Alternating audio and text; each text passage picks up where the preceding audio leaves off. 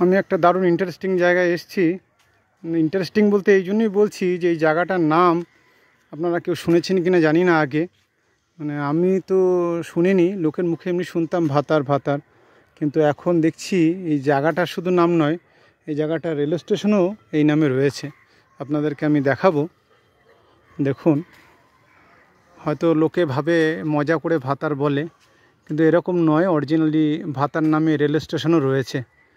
এটা পূর্ব বর্ধমানে অবস্থিত ভাতার। যাই হোক, অনেকে মজার ছলে বলে ভাতার, কিন্তু মজার ব্যাপার নয়। এটা অরিজিনালি জায়গা রয়েছে, প্লাস রেল স্টেশনও বর্তমান রয়েছে।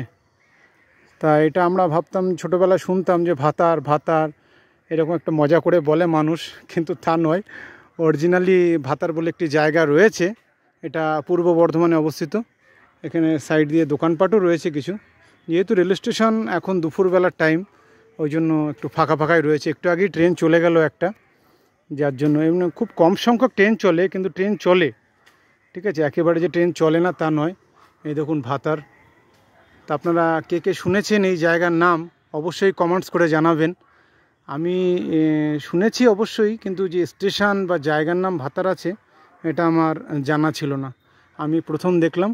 আপনারা যদি আগে কেউ দেখে থাকেন বা জানা থাকে অবশ্যই কমেন্টস করে জানাবেন।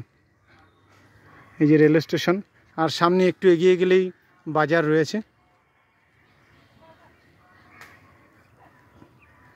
এই যে ইলেকট্রিক লাইনও চালু হয়ে গেছে।